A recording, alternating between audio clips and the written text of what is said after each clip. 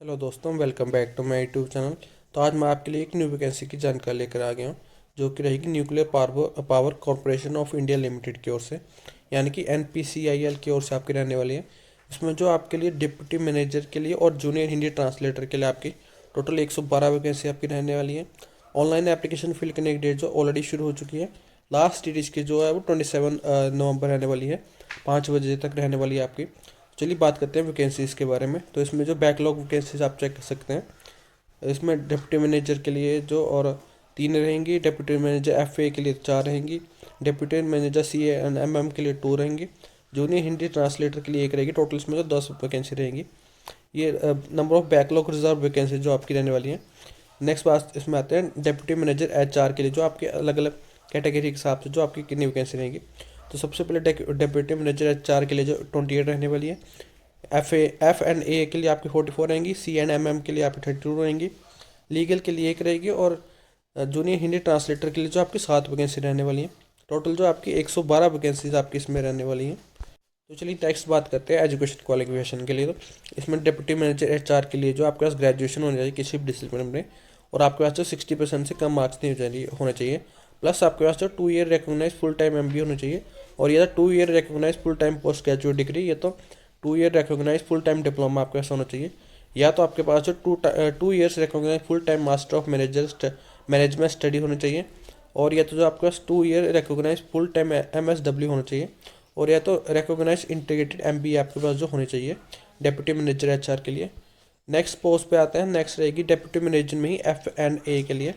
इसमें भी आपके पास जो ग्रेजुएशन होनी चाहिए किसी भी डिसिप्लिन में, प्लस आपके पास जो है 60% से मार्क्स कम नहीं होने चाहिए, प्लस आपके पास जो 2 year integrated full time MBA वगैरह होनी चाहिए। इसमें भी आपकी जो है एजुकेशन क्वालिफिकेशन सेम रहेगी। डेप्यूटी मैनेजर HR और FA के लिए आपकी जो सेम रहने वाली है। नेक्स्ट जो आपकी रहेगी वो रहेगी डेप्यूटी मैनेजर C&MM के लिए।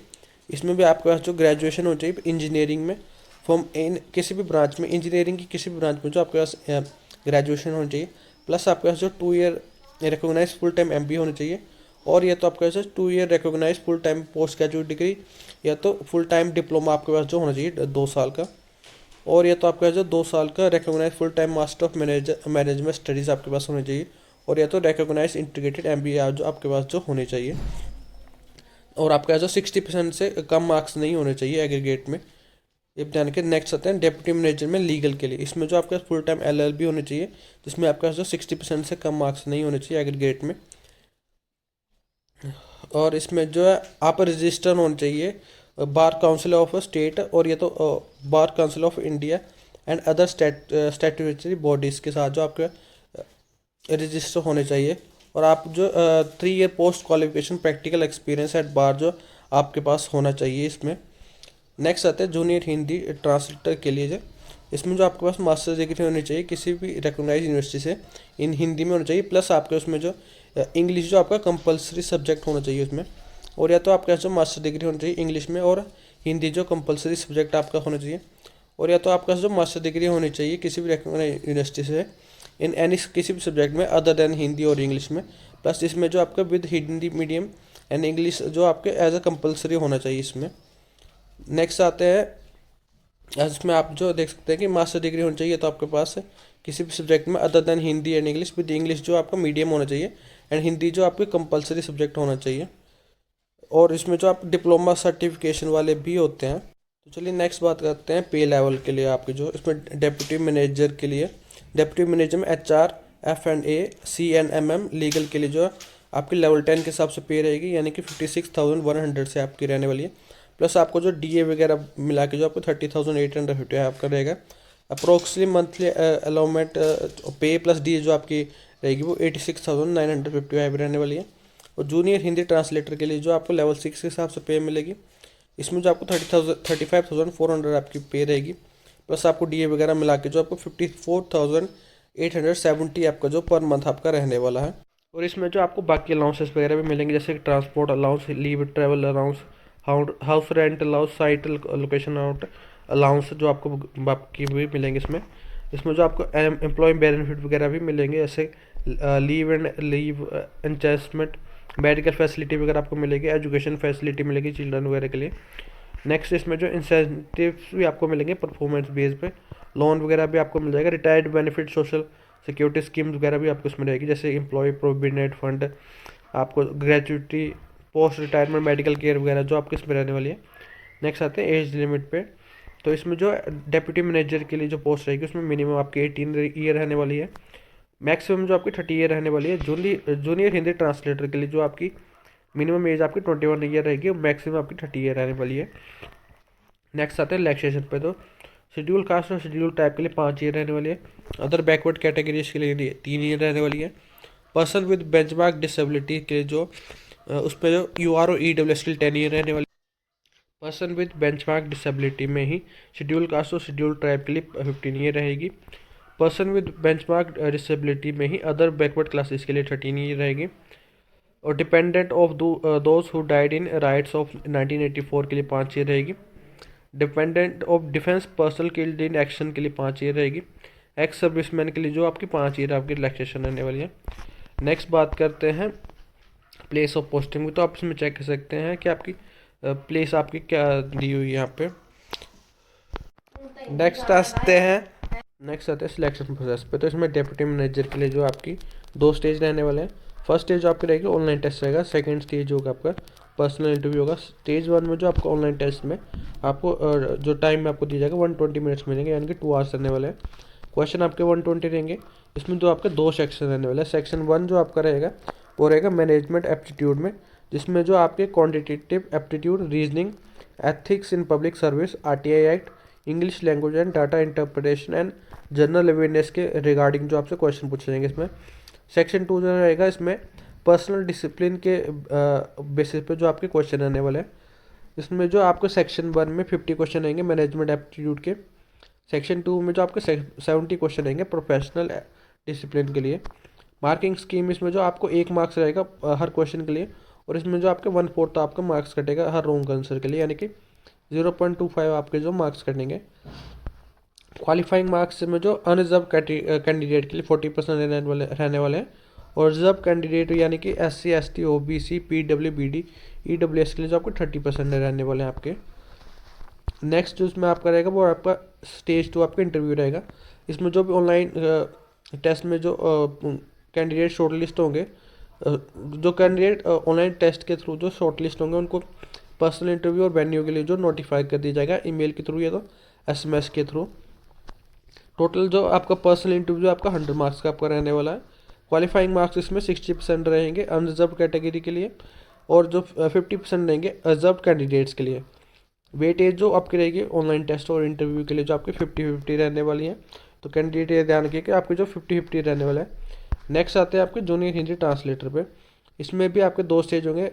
फर्स्ट होगा प्रीलिमिनरी टेस्ट एंड सेकंड होगा एडवांस टेस्ट। स्टेज 1 जो आपका रहेगा इसमें आपकी स्क्रीनिंग होगी आपकी शॉर्टलिस्टेड कैंडिडेट के, आपका जो स्क्रीनिंग एग्जाम होगा आपका, ये जो आपका टेस्ट रहने वाला है इसमें जो आपके 50 मल्टीपल चॉइस क्वेश्चन आपके रहेंगे, जिसमें को सामान्य हिंदी के लिए 20 क्वेश्चन रहेंगे, सामान्य अंग्रेजी के लिए आपके 20 क्वेश्चन रहेंगे, सामान्य ज्ञान के लिए जो आपके 10 क्वेश्चन आपके रहने वाले हैं। हर क्वेश्चन जो आपका 1 मार्क्स का आपका 3 मार्क्स का रहने वाला है, और 1 मार्क्स इसमें आपका कटेगा हर रॉन्ग आंसर के लिए जो आपका 1 मार्क्स कटेगा। तो इसमें ध्यान रखिए कि हर क्वेश्चन जो आपको 3 मार्क्स का रहने वाला है, और 1 मार्क्स जो आपका कटेगा अगर रॉन्ग आंसर आपको दिया जाएगा। आपके जो 1 आवर रहने वाले हैं ड्यूरेशन इस एग्ज़ाम के लिए, टोटल जो आपके 150 आपके क्वेश्चन आपके रहने वाले हैं। इसमें जो क्वालिफाइंग मार्क्स आपके जनरल कैटेगरी यानी कि UR के लिए जो आपके 40% रहने वाले हैं, SC ST OBC PW BD और EWS के लिए जो आपके 30% आपके मार्क्स रहने वाले हैं। नेक्स्ट आता है स्टेज 2 जो कि रहेगा एडवांस टेस्ट। इसमें आपका रहेगा जो भी कैंडिडेट जो स्क्रीन्ड होंगे स्टेज 1 में, वही स्टेज 2 के लिए जो आपका एग्ज़ाम दे सकते हैं। ये जो एग्ज़ाम आपका होगा ये आपका 2 आवर का रहने वाला है। 150 आपके इसमें जो क्वेश्चन रहने वाले हैं। इस पर जो अनुच्छेद अनुवाद यानी कि हिंदी से अंग्रेज़ी और अंग्रेज़ी से हिंदी में जो आपको ट्रांसलेट करना होगा। अंग्रेज़ी या हिंदी के वाक्यांश और मुहावरों का अनुवाद आपको जो करना पड़ेगा। हिंदी एवं अंग्रेजी शब्दों का समतुल्य आपको करना होगा। अंग्रेजी अथवा हिंदी में सार लेखन भी आपको करना पड़ेगा। इसमें अंग्रेजी में पैराग्राफ आपको लिखना पड़ेगा, यानी कि इंग्लिश में आपको पैराग्राफ भी लिखना पड़ेगा, और हिंदी निबंध भी आपको इसमें लिखना पड़ेगा। इसमें जो आपके क्वालिफाइंग मार्क्स आपके रहेंगे वो 30% रहेंगे जनरल कैटेगरी के लिए, और SC ST OBC and SC ST OBC PWBD और EWS के लिए आपके 20% रहने वाले हैं। इसके बाद जो आपके स्टेज 2 के बाद जो आपकी एक मेरिट लिस्ट बनेगी, जो कि आपके स्टेज 2 के मार्क्स के बेसिस पे आपकी बनने वाली है।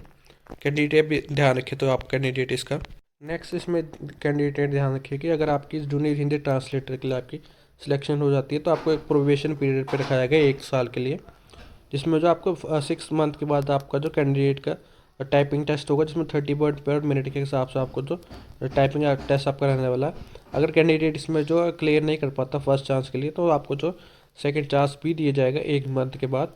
फर्दर इसमें जो आपको 15 डेज़ की जो आपको कंप्यूटर प्रोफिशिएंसी ट्रेनिंग आपको जो दी जाएगी, और जो कैंडिडेट जिन्होंने फर्स्ट चांस में जो आपका टाइपिंग टेस्ट क्लियर नहीं किया है, उन्हें सेकंड चांस दिया जाएगा। अगर सेकंड चांस में भी आप अगर कंप्यूटर प्रोफिशिएंसी टेस्ट में जो आप क्लियर नहीं करते तो आपकी जो सर्विसेज जो आपकी टर्मिनेट कर दी जाएंगी। तो कैंडिडेट इस बात का ध्यान रखें अच्छे से। नेक्स्ट इसमें जो आपके पास चॉइस होगी, आप जब पर्सनल इंटरव्यू के लिए जाएंगे कि आप कौन सी लैंग्वेज में आप जब इंटरव्यू देना चाहते हैं, हिंदी या इंग्लिश में। नेक्स्ट आता है अप्लाई के लिए, तो इसमें आपकी जो साइट वेबसाइट आपको दी गई है, आप इसमें जाके जो आप अप्लाई कर सकते हैं। 27 नवंबर से पहले आप जो अप्लाई कर सकते हैं।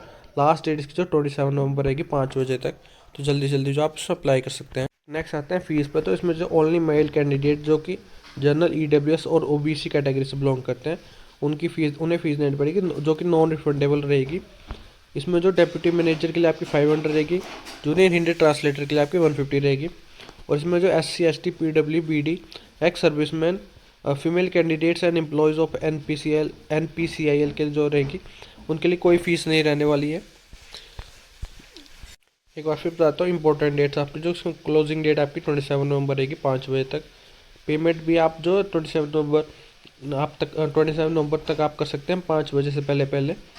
तो इसी तरह मेरे चैनल पर बने रहें और लाइक शेयर एंड सब्सक्राइब करना ना भूलें। आशा है कि वीडियो आपके लिए हेल्पफुल रही होगी। धन्यवाद।